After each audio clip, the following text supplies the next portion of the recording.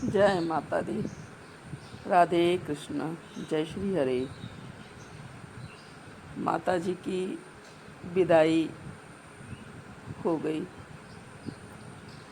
लेकिन जैसा मैंने कहा कि केवल लोगों ने मूर्ति विसर्जन की, माँ तो हम लोगों के पास हैं और हमेशा ही रहेंगी। बिना उनके तो हम एक पग भी नहीं चल सकते हैं। और बहुत एनर्जी वाले दिन रहते हैं नवरात्रि के। बहुत अच्छा लगता है। कैसे 9 दिन बीत जाता है पता भी नहीं लगता है। मैंने इसी तरह से मैं बता भी दी हूँ, मेरी वीडियो ऑलरेडी अपलोड है। वो मैं इस तरह से ही माँ की विदाई करती हूँ, खोशा भर के, श्रृंगार के सामान रख के।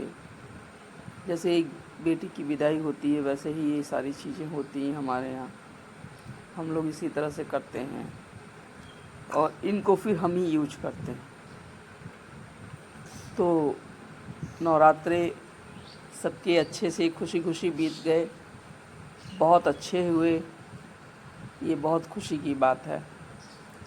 और माता रानी करें सभी लोगों के कष्ट दूर रहें और सब सुखी से रहे। इस तरह से नवरात्र बीतने के बाद आया शरद पूर्णिमा। अब वो मेरे लाडले का त्यौहार आया। माँ के बाद मेरे लाडले का त्यौहार आया शरद पूर्णिमा। शरद पूर्णिमा भाई बहुत अच्छे से मनाया जाता है बाके बिहारी में। वहाँ पे भी पता लग होता है कि बहुत सुंदर होता है सब चीज़ें। शरद पूर्णिमा के दिन फर्स्ट टाइम कान्हा बाके बिहारी जी के हाथ में बांसुरी दी जाती है। बांसुरी पकड़ते हैं बिहारी जी। तो इस तरह से शरद पूर्णिमा होती है। फिर उसके बाद ये भी होता है, शरद पूर्णिमा की खीर बनाया जाता है। और खीर जो है रात को जो है वहाँ पे चांद के रोशनी में रखा जाता है और चांद भी बहुत सुंदर निकलते हैं, फुल मून। मैंने तैयारी शुरू की, खोज खोज के सफ़ेद फूल ले आई और महक रहे हैं ये फूल बहुत सुंदर रात रानी के। और ये है अभ्यंग, जिससे आज हमारे लाडले सुंदर होंगे, नहाएंगे धोएंगे फर्स्ट क्लास। ये मैं सुबह की पूजा कर चुकी थी और ये उन लोग लाडले जी की तैयारी के लिए आसन वगैरह की तैयारी कर ली। ये लोग भी जाग गए हैं। मैं मॉर्निंग पूजा कर लेती हूँ, मैं बच्चे बाद में उठते हैं तो मेरी पूजा पाठ हो जाती है सुबह। ये तैयारी में सफ़ेद ही मोर पंख भी मिला इस बार मुझे। ये लाडली जी की कोई इतनी अच्छी कृपा थी कि मुझे ये मिला। और बाकी ये तैयारियां मैंने कर रखी है। वाइट ड्रेस ही पहनाया जाता है आज, एकदम सुंदर फूल मतलब एकदम वाइट वाइट ड्रेस रहती है। ये माँ इनकी नया मैं इनका जूड़ा मंगवाई थी। देखिए कितना सुंदर लग रहा है ना, बहुत अच्छा बना हुआ है। बनाने वाले कारीगर भी बहुत सुंदर बनाते हैं। ये सारी चीज़ें वाइट वाइट खोज के निकाल के मैंने रखा है अपने बच्चों को तैयार करने के लिए। आज बच्चे तैयार होंगे, रास खेलेंगे। आज रास होता है, सभी लोग जानते हैं आप लोग। तो उन सब की तैयारी होगी। ये सुंदर सुंदर कड़े सब चीज़ तैयार कर लिया है मैंने। आज ये टिफ़िन है जो नया टिफ़िन मैं मंगवाई थी, आज इसको कान्हा जी के लिए यूज करूँगी। देखिए एक दो खाने का है, छोटे छोटे से हैं। इसमें वो स्नैक्स वगैरह कुछ भी जो मैं स्कूल जाते समय और या अपने घर में ही काम करते समय उनको दे सकती हूँ। नहा धो के तैयार हो गए बच्चे। मैं नहाने का पोस्ट वीडियो नहीं बनाई क्योंकि मैं देखिए पहले तो कई पोस्टों में मैंने बनाया भी है, लेकिन बाद में ये चीज़ बनाना मैं बंद कर दी क्योंकि मैंने कहीं भी एक वीडियो में, एक रील में सुना था महाराज जी को बोलते हुए कि ये सब चीज़ें नहीं दिखाना चाहिए। तो मैंने भी ये नहलाते समय का पोस्ट नहीं डाला। ये देखिए कितने सुंदर तैयार हो गए मेरे बच्चे, वाइट पहन के तो जगमगा उठे हैं, लग रहे हैं ना सुंदर प्यारे प्यारे। और मन बहुत खुश हो गया था तैयार करने के बाद मेरा। इस तरह से तैयार की। अरे झांकी दिखाने के बाद मैं वीडियो बनाई कि जो है मोर पंख लगा के, ये इस तरह से कि बहुत प्यारे लग रहे थे और मेरे को बहुत मज़ा भी आ रहा था इनके साथ इस तरह से खेलने में। और देखिए कितने सुंदर लग रहे हैं ना। अरे है ही सुंदर, 16 कलाओं से परिपूर्ण। और हमारी और आपकी क्या औकात कि इन्हें हम सुंदर बनाए, लेकिन हाँ देखिए माई, लग रहा है जैसे बोल पड़ेंगे लोग आज। बहुत बहुत प्यारे लग रहे थे। तैयारियां मैंने इसी तरह से की। सुबह आप लोगों को तैयार किया और आज सफ़ेद सफ़ेद ही भोग भी लगता है। और आज मैंने श्रीनाथ जी को भी ड्रेसअप किया, सुंदर तैयार किया। हमेशा श्रीनाथ जी बस पीछे खड़े रहते थे आप लोगों के, आज उनको फ्रंट में किया मैंने तैयार करके। तो इस तरह से ये मैं रात रानी के फूल इसलिए भी डाले जाते हैं कि वहाँ सुगंध फैला रहता है। और बगल में और कटोरे में भी उसमें फूल, थोड़ा सा इत्र डाल के गुलाब, सफ़ेद फूल रखा जाता है, जो कि मैंने किया भी है। आगे वीडियो में मैं दिखाऊंगी भी उस चीज़ को। देखिए श्रीनाथ जी कितने सुंदर तैयार हुए हैं आज, लग रहे हैं ना सुंदर। अरे बेचारे रोज़ पीछे ऐसे ही खड़े हो जाते थे बिना तैयार हुए। आज मैंने इनको भी खूबसूरत, मतलब खूबसूरत कह दे रही हूँ लेकिन ये तो ऑलरेडी खूबसूरत है। सब तैयार करने के बाद मैं अपना पाठ में मैं श्री हित 84 का पाठ भी करती हूँ।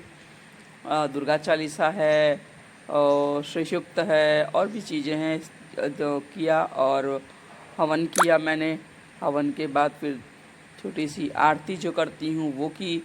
ये सब चीज़ें की। दोबारा से मैंने मतलब पूजा सब किया है, आरती कान्हा जी की और सब की, मतलब मैंने तो किया। इस तरह से पूर्णिमा का आधा दिन मेरा बीता। आधा मतलब पूजा पाठ करते करते लगभग मेरे 11 बज गए। इस तरह से होने के बाद फिर मैं शाम की तैयारी शुरू करी। और शाम की तैयारी में ये था कि शाम को कथा सुनना था। पूर्णिमा की कथा शाम को ही होती है। और फिर उसके बाद चांद को देख के, अर्घ दे के, उसके बाद भोजन किया जाता है। तो इस तरह से मैं पहले तो इन लोगों को तैयार की। और देखिए रास के लिए मैंने मेरे पास जो भी चीज़ें थी उनको रखी। मेरे मन में ये भाव था कि हे राधे, हे कान्हा जी, कन्हैया गोपाल जी, आप लोग रास खेलें। और इस तरह से मन में भाव लाके मैं इनके पास जितने भी मेरे पास रास करने के लिए रास रचाने के लिए चीज़ें थी उनको मैंने रखा। कटोरी में मैंने जल के साथ इत्र और रात रानी के फूल और गुलाब के महक के साथ इसको तैयार किया, इतनी जगह को। और सब इनके सखियों को मैं रखी जो इनके साथ रास रचेंगे। इन सब चीज़ों को ऐसे करते हुए फिर मैं थोड़ा सा लाइटें ऑफ की। ये भी मैं जो है इंद्रेश जी महाराज की कथा में सुनी थी। तो मैंने सेम टू सेम कोशिश की, ये छोटी सी कोशिश, मेरे मन का भाव उस समय जाग गया। पहले तो मैं ऐसे ही बैठा दी थी, लेकिन फिर दोबारा से मैं आके इन सब चीज़ों को तैयार की कि आज मेरा कान्हा और राधे रास रसेंगे अपने सखियों के साथ। तो ये जल, इसमें रात रानी और गुलाब के फूल जो बहुत अच्छे महक रहे थे, और इत्र इसमें डाल दिया था जिससे खूब बहुत सुंदर से चारों पूरा मंदिर अच्छा से महक रहा था। और इस तरह से मैंने इसकी तैयारी की। फिर इनके लिए टिफ़िन दिया कि भैया रास्ते से भूख प्यास लगे तो कुछ खा लियो। तो इस तरह से मैं टिफ़िन तैयार करके इनके पास रख दी। तो आज इस टिफ़िन का भी मतलब क्या कहते हैं, इनॉग्रेशन हो गया। भगवान जी आज इसमें का भोग भी इसमें लग गया। दिन भर भोग रखा जाता है, फिर आप नेक्स्ट डे चाहे शाम को ही इसको अपने लिए भोग पा लीजिए, प्रसाद के रूप में अपने घर में भी बांट दीजिए। इस तरह से मैंने इस एरिया को बहुत अच्छे से, देखिए एक लाइट केवल जलाई हूँ, बाकी सारी लाइटें बंद कर दी। ये ऊपर में भगवान रखी थी मैं, और सारी लाइटें बंद कर दिया। धीमी धीमी रोशनी में मेरे बाबू बहुत अच्छा लग रहा था, पर्दा लगा दिया। अब ये लोग अपना रास खेलेंगे, तब तक मैं अपनी शाम के पूजा की और कथा की तैयारी कर लूँगी। इस तरह से मैं की। और हम लोग इसको मनभोग कहते हैं, आप लोग क्या कहते हैं नहीं मालूम मुझे, जो कहते हो। घी में आटे को भूना जाता है खूब अच्छे तरीके से, फिर इसमें लोग चीनी पीस के मिलाते हैं या फिर गुड़ मिलाते हैं। तो मैंने इस तरह से इसको, ये जब थोड़ा सा मतलब रेड लाल कलर का हो जाता है, भीनी भीनी महक आने लगती है आटे में, तब ये काम हम करते हैं इसके साथ इसमें। तो एक तरफ ये किया, एक तरफ मैंने आलू चढ़ाया, साथ में शाम को भोजन के लिए पंडित जी के लिए भी और हम लोगों के लिए भी। तो एक तरफ इसको किया, एक तरफ उसको भी रख दिया, जिससे दोनों काम मेरा जल्दी से होता रहे। और अच्छे से आपको इसको भूनना होता है। भूनने के बाद मैंने इसी कढ़ाई में चीनी मिला दिया। मैं चीनी पीस के नहीं मिलाती हूँ, थोड़ी दरदरी मुंह में लगती है तो बहुत अच्छा लगता है खाने में। और नीचे से फिर इसके बाद जब थोड़ा सा मिल जाता है तो उसके बाद नीचे से गैस को बंद कर देती हूँ मैं। और ये जब थोड़ा सा ठंडा हुआ तब मैं इसमें गुड़ भी मिलाई थी। दोनों का स्वाद बहुत अच्छा आ रहा था। तो इधर मेरा ये भी तैयार हो गया। देखिए मैंने बाद में ये जब ठंडा हो गया थोड़ा सा, तो मैं इसमें गुड़ भी मिला दी। हाथ बहुत गुड़ अच्छा था, हाथ से हो गया था, और मैं इस तरह से गुड़ इसमें मिला दी थी। इसके बाद जो है बाकी तैयारी शुरू करने लगी। इसके बाद हाँ, इसके साथ साथ वो भी बनता है, क्या कहते हैं, अरे ये जो मैं बना रही हूँ दही का, इसका नाम थोड़ा सा मैं कंफ्यूज हो गई हूँ, याद ही नहीं आ रहा यार। तो चना मिर्च बनाई मैं। और इधर दूध रखी, चना मिर्च में भी वही दूध, दही, शहद, चीनी, घी, 5 चीज़ें मिली होती हैं। और एक तरफ मैं चाय बनाई, एक तरफ आलू परवल की सब्ज़ी की तैयारी की मैं इस तरह से। और एक खीर भी मैंने शुरू किया बनाने के लिए।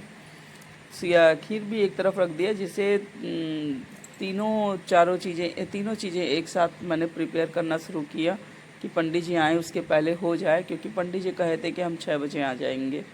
तो आ भी गए पंडित जी, और उसकी भी तैयारी किया कथा की। और कथा मेरे हस्बैंड सुने, और मैं क्योंकि काम में ही लगी रही, काम थोड़ा सा नहीं हो पाया था, भोजन वाला काम थोड़ा कम बनाने में कमी रह गई थी, तो उसको मैं पूरा कर रही थी।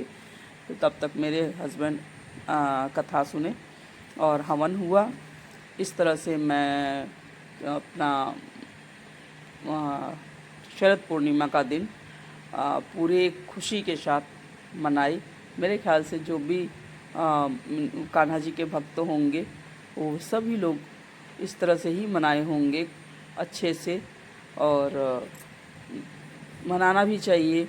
देखिए भक्ति में एक एक दिन अगर हम सही से मनाते हैं तो एक एक दिन कोई न कोई त्यौहार होता है। अगर आप बांके बिहारी चले जाएं तो बांके बिहारी में हर दिन कोई न कोई त्यौहार है, हर दिन कोई न कोई त्यौहार है। जब मैं गोस्वामी जी से पूछती हूँ तो बताते हैं वो कि यहाँ पे हर दिन एक नया फंक्शन होता है भगवान जी का। बहुत अच्छा लगता है। तो हम घर पे ही रह के छोटा मोटा फंक्शन क्यों ना मना लें अपने हिसाब से, तो जिससे मन हरदम प्रफुल्लित रहे, खुश रहे, कोई नया काम करने में मज़ा आए। इस तरह से ये मेरे बिहारी जी का, मेरे लाडले जी का और राधा रानी का रास वाला काम भी हुआ, और जो है कथा वार्ता भी पूरी हुई। और आप लोगों को अगर मेरे कान्हा की सजावट, मेरे राधे की सजावट अच्छी लगी हो तो कमेंट में राधे राधे ज़रूर लिखिएगा। जय श्री राधे, जय श्री हरि।